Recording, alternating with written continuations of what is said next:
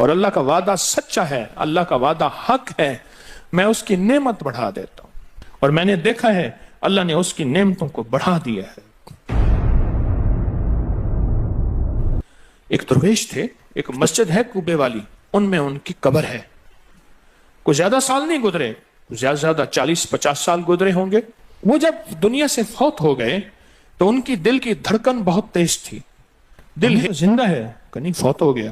Doctor کو بلایا، اس نے کہا جی جسم سارا فوت ہو گیا ہے۔ انہوں نے کہا دل نہیں مرا۔ میں ان کی قبر پہ کبھی کبھار جایا کرتا ہوں، ایک مسجد کے ایک کونے میں ہے، وہ دل زندہ تھا، دھڑک رہا تھا۔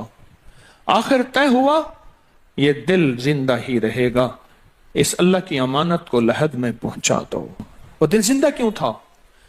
اس شخص کے، اس درویش کے کچھ معمولات ہیں، میں بتاتا ہوں۔ وہ کبھی وضو کا پانی ضائع نہیں کرتے تھے، وضو اہتمام سے کرتے تھے، تھوڑے پانی سے وضو کرتے تھے، مسواک استعمال کرتے تھے۔ وہ ہر وقت بندہ ذکر کرتا تھا، اور کبھی سورت ملک نہ پڑھی ہو اور سوئے ہوں، سورت ملک یاد کی، پھر یاد کی سورت ملک، اور کبھی اور درود پاک کا اہتمام کرتے تھے۔ لیکن پڑھتے کیسے تھے؟ آج ایک درود پاک پڑھنے کی ادا مجھ سے سیکھ لیں اور مجھے سکھا دیں، ہم سب سیکھنے والے ہیں۔ رسول اللہ صلی اللہ تعالی علیہ وسلم کا، میرے کملی والے کی اداؤں کا استحضار کرتے ہوئے، میرے حضور کی وفاؤں کا، میرے حضور کے احسانات کا، احسانات ساری کائنات کے جتنے بھی ہیں ان کے احسانات ہیں۔ میرے حضور کے جو احسانات ہیں ان سے بڑھ کے کوئی احسان نہیں۔ کسی نے امام زید سے پوچھا، جن کے نام پہ زیدی سادات ہیں، وہ ڈوب کے کچھ پڑھ رہے تھے، بہت ڈوبے ہوئے۔ کسی نے پوچھا کہ آقا کیا پڑھ رہے تھے؟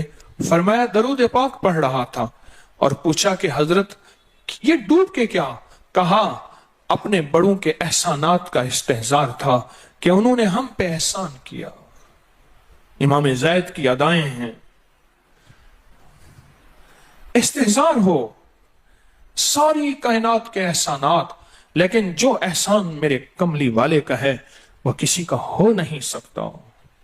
جو احسان میرے آقا کا ہے وہ کسی کا ہو نہیں سکتا۔ احسانات ہوں۔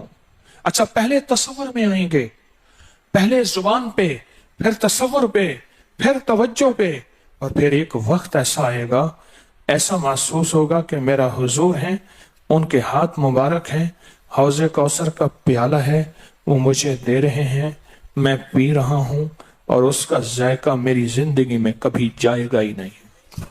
ایسا ہوتا ہے، جن کے ساتھ یہ بیتی ہے بات، ایسا ہوتا ہے، اور 100% ہوتا ہے، اور 100% ہوتا ہے، ایسا ہوتا ہے۔ مشق کرتے کرتے آپ اس مقام تک پہنچ جائیں گے، مشق کرتے کرتے اس مقام تک پہنچ جائیں گے، خود محسوس ہوگا اور جاگتی آنکھوں سے محسوس ہوگا۔ اور مشق کرنی ہے حضور کے احسانات کو سامنے رکھ کے۔ ایک تصویر تو درود پاک پڑھ لیا کریں زندگی میں، روز ایک، چاہے زندگی یعنی دن میں کسی وقت بھی، صبح شام پڑھ لیں بہتر ہے، ورنہ ایک تصویر ایسی جس میں حضور کے احسانات ہوں کہ یا رسول اللہ آپ کی برکت سے آج میری پیشانی سجدوں میں ہے، یا رسول اللہ آپ کی برکت سے آج میں آپ سے مانگنے والا، آپ کے رب سے مانگنے والا ہوں، اور اس کے غیر سے مانگنے والا نہیں ہوں۔ یا رسول اللہ آپ کی برکت سے میں قرآن کا حامل ہوں، سجدوں کا حامل ہوں، نماز کا حامل ہوں، اور آپ کی برکت سے یہ ملا مجھے نیکیاں، یہ عبادتیں، یہ سعادتیں، یہ راحتیں، یہ رحمتیں، یہ برکتیں، یہ خیریں ملی، یا رسول اللہ آپ کی برکت سے۔ ایک تصویر ایسی ہو جس میں میرے آقا کے احسانات کا سخت ترین تصور ہو، سخت ترین خیال ہو، اور سخت ترین استحضار۔ ایک تصویر ایسی ہو۔ اچھا، پہلے یہ تصور میں بات آئے گی، پھر تصور بڑھتا چلا جائے گا، پھر یہ تصور ترقی کی راہیں اختیار کرے گا، پھر یہ ترقی اور آگے بڑھے گی۔ بڑھتے بڑھتے ایک وقت ایسا آئے گا کہ احساس ہوگا کہ حضور سامنے تشریف فرما ہے اور میں آقا کے قدموں میں بیٹھا ہوں۔ آنکھوں سے، جاگتی آنکھوں سے جلوے نظر آئیں گے، جاگتی آنکھوں سے نقشے نظر آئیں گے، جاگتی آنکھوں سے دیدار مصطفیٰ نصیب ہو۔ کئی درویش تھے، کئیوں نے کہا ہمارے لاہور میں شادرہ ہے، وہاں ایک صاحب تھے، کسی درویش کے پاس گئے، اس نے کہا جی مجھے حضور کا دیدار کرا دیں. فرمایا آنکھیں بند کر کی تو اس دم اس کی جھٹکے سے آنکھیں کھولی. کہا اللہ کی قسم میں نے حضور کا دیدار کر لیا. جاگتی آنکھوں سے آپ آج فیصلہ کریں، ایک تسبیح درود پاک کی پڑھیں، صبح شام پڑھیں، 12 تسبیحاں پڑھیں، 16 پڑھیں، 100 پڑھیں، 1000 پڑھیں، لاکھ پڑھیں روزانہ، لیکن ایک تسبیح ایسی ہو جس میں حضور کے احسانات، حضور کی شفقتیں امت پہ، حضور کی محبتیں امت پہ، میری کملی والے کی عطائیں، شفقتیں، مہربانیاں، کمالات، احسانات، اس کا تصور کرتے ہوئے پڑھیں گے. پہلے تصور نہیں جمے گا، پھر آہستہ آہستہ یہ تصور توجہ میں تبدیل ہوگا، تصور توجہ میں تبدیل ہوگا، پھر یہ توجہ دھیان بن جائے گا، پھر دھیان اعتقاد بن جائے گا، ایقان کہتے ہیں جسے، پھر ایقان یقین کی شکل اختیار کرے گا. جب یقین بنے گا نا، پھر ایسے اللہم صلی علی پڑھیں گے اور صلی علی کے سارے نقشے سامنے آ جائیں گے، صلی علی کے سارے نقشے سامنے آ جائیں گے، ساری کیفیتیں سامنے آ جائیں گے. ایسے لوگوں کو سنو جو فائدہ ہوتا ہے وہ طی الارض حاصل ہو جاتا ہے، ایسے لوگوں کو طی الارض حاصل ہو جاتا ہے. طی الارض یہ ہے کہ اللہ کے بعض اولیاء بندے ایسے ہیں، وہ پہلا قدم اٹھاتے ہیں تو دوسرا قدم 1400 میل کا ہوتا ہے. پہلا قدم کے بعد جب دوسرا قدم وہ 1400 میل کا. طی الارض کی آج میں نے آپ کو بنیاد بتا دی، وہ میرے آقا کی محبتیں اور میرے آقا کے احسانات اور میرے کملی والے کے احسانات کا تصور کر کے استحضار قلبی، استحضار لسانی، یہ پڑھ کے درود پاک پڑھیں. زبان سے درود پاک پڑھیں، قبول. بے دہانی سے پڑھیں، قبول. درود ہے ہی ایسی عبادت، بے توجہ سے پڑھیں، قبول. مصروف زندگی میں پڑھیں، قبول. وضو پڑھیں، قبول. بے وضو پڑھیں، قبول. پر ایک تسبیح کوئی ایسی بھی پڑھ کے دیکھ لیں جو میری آخرت کا سامان بن جائے، اور دنیا میں مرنے سے پہلے اللہ میرے دل کی آنکھیں کھول دے. چہرے کی تو کھلی ہیں، اللہ دل کی کھول دے. ہاں، دل کی آنکھیں جس کی کھل جاتی ہیں وہ زندگی میں کامیاب، دنیا میں کامیاب، عزتوں کے تاج، شان و شوکت کے تاج. جس کی دل کی آنکھیں کھل جاتی ہیں وہ نامراد بھی ہے نا تو بامراد ہو جاتا ہے.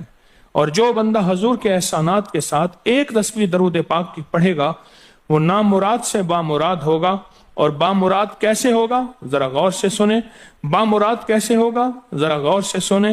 بامراد ایسے ہوگا کہ اللہ پاک اگر اس کی پیشانی پہ بدبختی، شقاوت، ذلت، لعنت لکھی ہے، اللہ درود پاک استحضار سے پڑھنے کی برکت سے اس کی پیشانی پہ رحمت، عطا اور شفقت، مہربانی، محبت اور کرم لکھ دیتا ہے.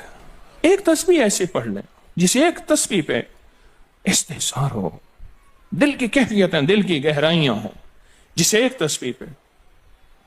اس ایک تسبیح کے بعد پھر آپ اپنے وجود کو دیکھیں. ایک فائدہ اور ہوگا جو جنہوں نے یہ عمل کیا انہوں نے بتایا. ایک فائدہ اور ہوگا، وہ فائدہ یہ ہوگا کہ جسم ہواؤں میں تحلیل ہو جائے گا. یہ وجود ختم ہو جائے گا، یہ جو موجودہ وجود ہے. دیکھیں آپ جو خواب دیکھتے ہیں نا وہ بھی آپ کا وجود ہوتا ہے، وہ روح کی دنیا کا وجود ہوتا ہے، یہ تن اور من کی دنیا کا وجود ہے. اس وجود کو فنا ہے، روح کی دنیا کے وجود کو فنا نہیں ہے، بقا ہے. پھر آپ کو روح کی دنیا کا وجود ملے گا، اور روح کی دنیا کا وجود پھر کائنات کی سیر کرے گا اور کائنات کے جلوے دیکھے گا، کائنات کے مظاہر اور منظر دیکھے گا. پھر آپ زبان پہ نہیں لا سکیں گے کہ لوگوں کے برتن چھوٹے ہیں. اور فرمایا پھر یہ شخص اپنے آپ کو چھپائے گا ایسے جیسے کوئی ناپاک کپڑے کو چھپاتا ہے، اپنے عیبوں کو جو چھپاتا ہے ایسے اپنی اس ولایت کو چھپائے گا.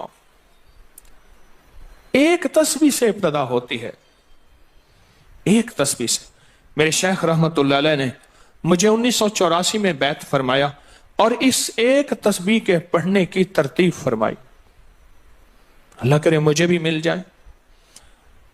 مشق کریں، محنت کریں، ایک تسبیح ایسی مل جائے درود پاک کی جو میرے وجود کے اندر کے سارے نظام کو دھو دے، میرے من کو، میرے تن کو دھو دے، میرے جذبوں کو دھو دے، میری آنکھوں کو، میرے کانوں کو دھو دے، میرے ہاتھ پاؤں کو دھو دے، میری ناپاک تنہائیوں کو دھو دے، اور ایسا دھو دے کہ جب اللہ کے حضور حاضر ہوں، جیسے میرا کفن سفید ہو ایسے میرا دل بھی سفید ہو، سیاہ نہ ہو. یہ ایک تسبیح میری زندگی میں، ایک تسبیح ایسی ہو. میرے حضور کا احسان کر، آپ کے احسانات. اللہم صلی علی محمد و آل محمد، اللہم صلی علی محمد کما تحب و ترضى له، اللہم صلی علی محمد بعدد کل داء و دواء وبارک وسلم. کوئی بھی درود، مسنون درود ہے، اسے پڑھیں، ایک تسبیح پڑھیں، پر پڑھیں ایسے. اور میں یہ نہیں کہتا کہ صرف ایک ہی پڑھیں، یہ میں ابتدا بتا رہا ہوں، یہ ابتدا بتا رہا ہوں. اگر اس ابتدا میں ایک تسبیح ایسی پڑھنی شروع کر دیں، زندگی کمال، حیرت انگیز کمال. ٹینشن کا علاج آخری درجے کا، ذہنی دباؤ تناؤ کا علاج، ہائی بلڈ پریشر کا علاج، لا علاج بیماریوں کا علاج، الجھی ہوئی زندگی کا علاج، ناممکن مسائل کا علاج اور پریشانیوں کا علاج، دکھوں کا علاج، مسئلوں اور مشکلوں کا علاج ایک تسبیح دھیان سے پڑھی ہوئی. پھر ایک تسبیح کریں گے کیا؟ یہ فرشتوں کو ہدیہ کریں کہ میرے آقا کی بارگاہ میں پہنچائیں. نیک زمزم کی روحیں ان کو ہدیہ کریں، میرے آقا کی بارگاہ میں پہنچائیں. اور اللہ کے نیک ولیوں کو، صالحین کو ہدیہ کریں، اور نیک جنات کو ہدیہ کریں. ہاں، یہ ایک تسبیح ہدیہ کریں. فرمایا کتابوں میں ہے، جتنی بھی نیک روحیں ہیں اس دنیا میں، کائنات میں، جہاں بھی وہ بندہ فوت ہوتا ہے، ہر نیک روح، جنتی روح زمزم کے کنویں میں اس کا قیام ہے، اس کا مسکن، اس کا قیام زمزم کے کنویں میں ہے. اور جتنی بھی بدکار روحیں ہیں وہ دنیا میں جہاں بھی مرے، ان کا قیام برہوت ایک کنواں ہے جو یمن میں ہے، اس کنویں میں ان کا قیام ہے. حضرت شیخ الحدیث نے اپنی کتاب میں لکھا رحمت اللہ علیہ نے، فرمایا کہ ایک شخص تھا، امانتیں رکھتا تھا، لوگ امانتیں اس کے پاس رکھتے تھے. ایک شخص امانت رکھ کے اس کے پاس سفر میں گیا، عرصے کے بعد آیا تو وہ فوت ہو گیا تھا. بیٹا امانت دینے سے انکاری تھا، پریشان ہوا، مکہ کے درویشوں کے پاس گیا کہ کیا کروں. فرمایا رات کے آخری پہر میں زمزم کے کنویں پہ جا اور آواز دے اس شخص کو جو امانتیں رکھتا تھا. تجھے پہلی آواز میں جواب دے گا اور تجھے بتائے گا کہ تیری امانت کہاں ہے. رات کے آخری پہر میں گیا، سلام کیا، اس شخص کو آواز دی، آواز نہ آئی، پھر آواز دی، جواب نہ آیا، پھر 3 بار، آخر واپس آیا. صبح درویشوں کے پاس پھر گیا، کہنے لگے انا للہ و انا الیہ راجعون. لگتا ایسے ہے کہ وہ زمزم کے کنویں کی روح نہیں ہے، لگتا ہے کسی خطا کی وجہ سے کسی پکڑ میں ہے. جاؤ یمن میں برہوت کے کنویں پہ، وہاں جا کے آواز دو. وہ پھر سفر کرتے ہوئے برہوت کے کنویں میں گیا، رات کے آخری پہر میں آواز دی تو پہلی آواز میں جواب ملا، تیری امانت موجود ہے اور وہ تیری امانت فلاں جگہ پڑی ہے، اس کو کھود کے نکال لے. اور پوچھا آپ یہاں کیسے؟ کہا کہ بس کوئی عمل ایسا ہو گیا تھا جس عمل کی وجہ سے میں اس وقت بدکار روحوں کے ساتھ ہوں. جتنے بھی نیک روحیں ہیں پوری کائنات میں، ازل سے لے کر ابد تک، آخری دم تک، آدم سے لے کر آخری دم تک، جتنی بھی نیک روحیں ہیں وہ ساری نیک روحیں، وہ ساری نیک روحیں زمزم میں رہتی ہیں. جو درود پاک پڑھیں، جو نفلی عبادات پڑھیں، جو تسبیحات پڑھیں، جو ذکر کریں، جو ہدیہ صدقہ کریں، وہ کیا کریں؟ سارے فرشتوں کو پہلے ہدیہ کر دیں، فرشتوں کو ہدیہ کر دیں. ان میں وہ فرشتے بھی موجود ہوں گے جو میرے حضور کے روزے پہ جائیں گے. صبح فجر کے بعد فرشتے جاتے ہیں، فرشتے فجر سے لے کر عصر تک فرشتے درود و سلام میرے حضور کے روزے پہ پڑھتے ہیں. پھر ڈیوٹیاں تبدیل ہوتی ہیں، پھر عصر سے لے کر فجر تک اور فرشتے آتے ہیں. اور یہاں تک روایات میں آتا ہے کہ جو آج فرشتوں کی ذمہ داری لگی ہے، خدمت لگی ہے، پھر وہ قیامت تک ان کی خدمت پھر نہیں آئے گی اور وہ پچھتاتے رہیں گے۔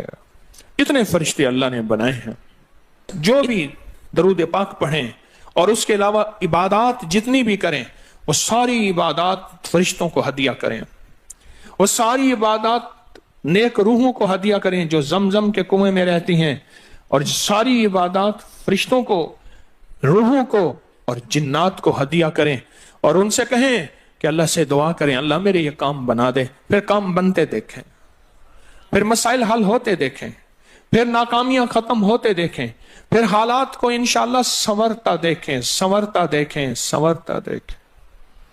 بہت میں نے طاقتور وظیفہ، بہت طاقتور عمل اور بہت طاقتور ایک کنجی اور ایک راز دے دیا آپ کو۔ بہت عجب عمل ہے، بہت طاقتور اور بہت حیرت انگیز عمل ہے، جو میرا نہیں صدیوں سے آزمودہ ہے، صدیوں سے آزمودہ ہے۔ اللہ کے دوست اس کو کرتے چلے آئے ہیں، اور اللہ کے دوستوں کا آزمودہ عمل ہے بہت زیادہ، بہت زیادہ۔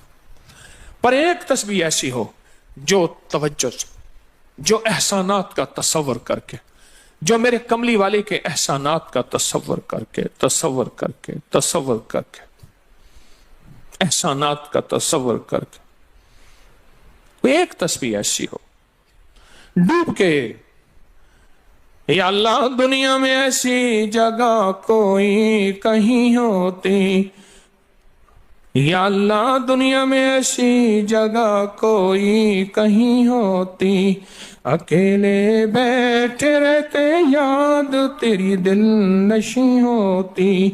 کوئی ایسی جگہ ڈھونڈ لیں، نہیں ملتی، کوئی ضروری نہیں اپنے دل کو تنہائیوں میں لے ہیں۔ وہ کیسے؟ دنیا کے مشغلوں میں ہم باخدا رہے، دنیا کے مشغلوں میں ہم باخدا رہے، سب کے ساتھ رہتے ہوئے سب سے جدا رہے، سب کے ساتھ رہتے ہوئے سب سے جدا رہے۔ کوئی لمحہ ایسا اپنے آپ کو تنہا کر لیں، کوئی لمحہ ایسا اپنے آپ کو فارغ کر لیں، کوئی لمحہ ایسا اپنے آپ کو تنہائی میں بٹھا کے نا ایک تسبیح درود پاک کی، اور تسبیح نہیں ہے یہ انگلیوں کے نشان تسبیحیں ہیں۔ یہ پھر تسبیح بھی جہاں گواہی دے گی وہاں قیامت کے دن یہ انگلیاں بھی گواہی دیں گی۔ پھر یہ تسبیح ہدیہ کریں، فرشتے ٹوٹ پڑتے ہیں اس درود پاک کے ہدیے پہ۔ کیوں؟